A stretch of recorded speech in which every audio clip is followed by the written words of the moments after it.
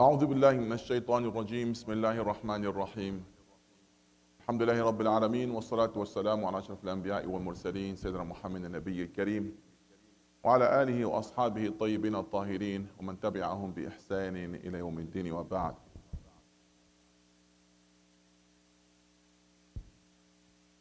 My dear brothers and sisters,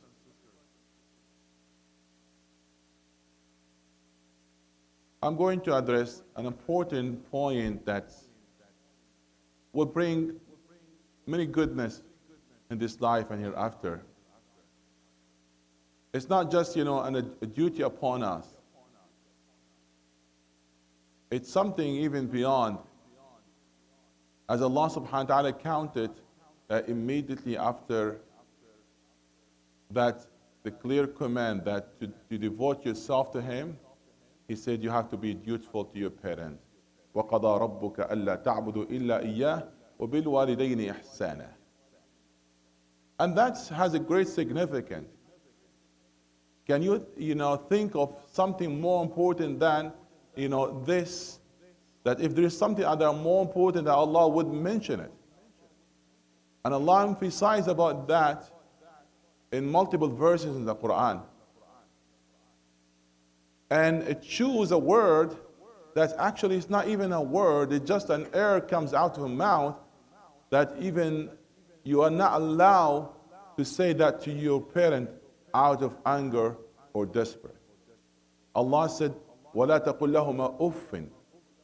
If there is another smaller word that's shorter than this, that would Allah subhanahu wa ta'ala tell you not even to say it. But that's one of the smallest words in Arabic and representing just an air. Muhakatu sawt. Just sawt, an air that comes off. That is not allowed that to say to in front of your parent. One time, Abu Hurairah radiallahu ta'ala anh, his mother called him. And he said, Labbayk ya ummah. He raised his voice with a nice word. He felt bad because he annoyed his mother. So he made istighfar and he did give us sadaqah, and next day he fasted in order that Allah will forgive him. That's how he raised his voice with a nice word toward his mother. Let alone somebody that might curse in his mother or look at, or stare at her with a bad way. Subhanallah. We have multiple stories that's in our history that tells us, the great benefit of being kind with your parent, and many other stories tells us the bad consequences of somebody never being dutiful to them. There are kind of actions and shortcoming and wrong action that might receive the consequences of that in the hereafter. However, there are three actions, the benefits of that you will see it in life before even the hereafter. One of that, if you disrespect your parent. As the benefit of that, you will see that in this life. So if you have a problem in your life, one of the things that you question your relation with your parent. Yes. It might be because of that, the punishment, because you are not that kind with them. And most of the source of khair, if you inquire khair, that you should fix your relation with them. The Prophet said, whomever that loves Allah will extend his life and increase his wealth. He should be kind with his parent and he should connect himself with his relative. One time the Prophet was going up to the minbar, and every time, 3 steps, he stopped at the first one and he said, Ameen. And he stopped at the second one and he said, Ameen. And he stopped at the third one and he said, Ameen. After he concluded his khutbah, they told him, why you said that, Ameen? Because Jibreel came to me and he said to me, تعس من أدرك والديه كلاهما أو أحدهما ولم يدخله الجنة. In other narration, رغم أنفه. his nose will be in the dust. He will have a miserable life. He will be lost, or he will regret the one that Allah blessed him with the presence of his parents, two of them or one of them, and they will never be his means to Jannah. Our parent, our gate to Jannah, and a great gate to Jannah. One of Salihin, when his mother passed away, he said, today, one of the gate Jannah is closed. So we really should question our relation and how we are doing with them. One time, a man came to Ibn Umar radiallahu ta'ala an, and he said, I have carried my mother from Khurasan, which Iran nowadays, city in Iran, all the way to Mecca and make, tawaf and all arkan of Hajj, and she's on my shoulder. أتراني وفيت حقها? Have I fulfilled her right? No, never. All of that, by Allah, will never even going to be equivalent to one kick from your leg while you were in her stomach. All of that is not going to be equivalent to a kick from you while you're still in her womb before even coming to life. And we're not even considering what she have done for you after. So when you said, what, I did all possible ways, I tried my best. No, never. Subhanallah. So it's a great door of mercy of Allah subhanahu wa ta'ala that we should always try to make it always open. And that's a great opportunity. If any of your parents are alive, do not miss the chance. And even if they passed away, the kindness and the bear and your duties toward them will never be ended by the end of their life. And you still have to work hard. Even after they passed away, you have, many duties toward them. And one of the companions came to the Prophet ﷺ asking him about that. Did my parent passed away? هل بقي لي من برهما شيء? Anything that remain that I should do toward them? The Prophet ﷺ said a lot. And he mentioned as an example 5 things. That to fulfill their wills, to connect with their relatives, to visit their friends, to pray for them, and to give charity in their behalf. That's just an examples for what you should do even after their life. We're not talking about what you should do even during their life. I'm going to put this question and think of it. Now let's assume that you are there living at the time of the Prophet ﷺ. Are you going and you're willing to go and see him? You will pay everything, you will try your possible ways to go to see him and to get the honor to be one of the Sahaba, to get the honor to be one of the companions of the Prophet ﷺ. Is that right? And all of us, we're going to do that.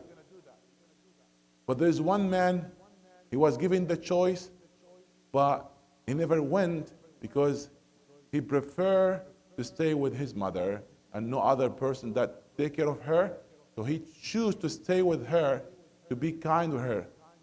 And he missed the opportunity to travel to Medina, from Yemen to Medina to see the Prophet ﷺ. But as a return, as a result of that action, where maybe someone they will look at it, it's weird. As a result of that, Allah granted for him that whatever dua that he will make, Allah immediately will answer. Allah made him among those mustajabi da'wah. I'm talking about Uwais al-Qarni. And the Prophet ﷺ informed Sahaba about him. And he told him, if you get a chance that somehow you met with him, ask him his dua. Ask him to make dua for you. And it's happened during the time of Sayyidina Umar. He was going, asking the people of Yemen, are you from Yemen? Are you from Mard? Are you, and until he met with Uwais. And he asked him, do you have that kind of a skin problem? Could be leprosy or whatever. And Allah cure you from, except, from a small spot? He said, yes. So he knew him before even he met with him, because the Prophet told them about him. He said, please pray for me. He asked him to make supplication to Allah for him. That's Umar radiallahu ta'ala an. And why all of that? Why he get this reward? The Prophet made it clear. كَانَ بَارًّا بِأُمِّهِ. He was a kind person toward his mother. I'm just giving this as a reminder for all of us that we have to really to take care of our parents. This is an integral part in our deen. This is our duty, it's not an option. Unfortunately, this life teach some kids to be rude. They said, you know what? This is my life, and you live your life, and please, you have nothing to do with me, I have nothing to do with you. They teach them not, really, they not value the presence of the parents. But it's really important as a matter of deen and aqidah, as a matter of a practice in our deen, as a person that has to pay back at least a little for what people have done for you, that we have to be kind with them, no matter. There's a girl, she called me, and she said, my father, he's not that good with me. She used the word that he's abusive, and he's not that kind. And she said, I'm not going to be kind with him. So I told her the relations that between people are 4 levels. That's regardless he's your father or not, but the relation are 4 levels. First of all, al-mu'amala bil-mithl. To deal with people according to the way that how they dealt with you. They are nice with you, you're going to be nice with them. But that's the cheapest way. That's the lowest way. Because if they are not bad with you, you're going to be bad with them. You're going to change just because of how they act with you. That's the first one. And that could be the law of equity, because the similar way. But that doesn't work here. The second level, al-mu'amala bil-fadl, to deal with them in a better way compared with the way that they dealt with you. Which a higher level, but not the best. Is any other levels? That's what we should understand as Muslims. Yes, ihsan. To deal with a person in a way that as Allah asks you to deal with them. See, I'm not being kind just with them just because they were kind with me. No, because Allah asked me to be kind with them. You see the point? So regardless that your father, your mother, your brother, other person, he is good with you or not, you are going to be good because you're going to deal with that person according to your values, not according to his values. According to your morals, not according to his morals. And according to the way that Allah asks you to deal with that person. So now, despite the way how your father or mother treat you, what Allah asks you to do, that's what's matter. So this is all the question. And she was happy with that, just because, not because, oh, the father was good with me. I'm doing that in the sake of Allah. However, there's another higher level. Would you like me to share with you the higher level? Is there any other level? Anyone can think of a higher level of this? Isn't he still in another other higher level to deal with people? Can you think of something? There's no much, there is another higher level.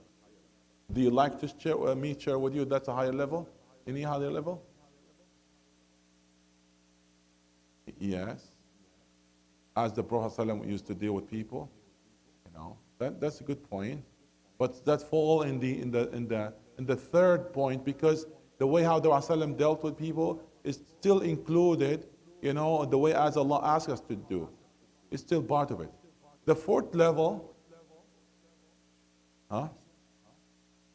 Yes. Yes. That's actually the second level.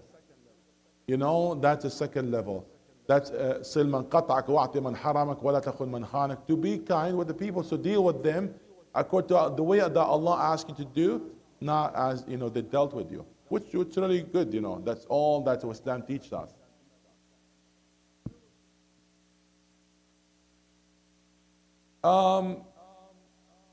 To deal with them in the way that you like Allah to deal with you. You deal with them according to the way that you love Allah to deal with you. You want to inquire the mercy of Allah, so you have to be merciful to others. You want to inquire the generosity of Allah that to be applied upon you, so you have to be generous with others. الراحمون يرحمهم الرحمن ارحموا فرد يرحمكم من في السماء. That's another level. So I'm dealing with a person despite who he is. He's good or bad, regardless. Because I'm not seeing that just because of that person. And that, you bring in the benefit to yourself. So you'll deal with the person according to the way that you want Allah subhanahu wa ta'ala to deal with you.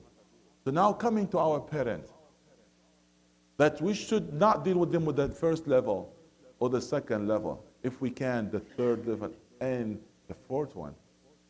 Because whatever you do toward them, you're going to see that in this life. If you dealt with them with kindness, you're going to see that result in this life. Otherwise, you're not going to blame anybody except yourself. May Allah guide us all. And may Allah be pleased with us and make our parents pleased with us.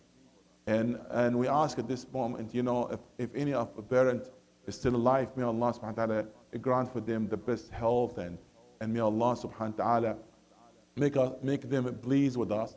And if any of them that passed away, may Allah forgive them and united us with them at the hawd of Muhammad sallallahu alaihi wasallam, at the hawd of the Kawthar, and we meet them there with our beloved Muhammad sallallahu alaihi wasallam.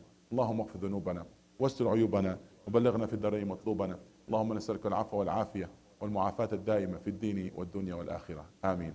سبحانك اللهم وبحمدك أشهد أن لا إله إلا أنت أستغفرك وأتوب إليك.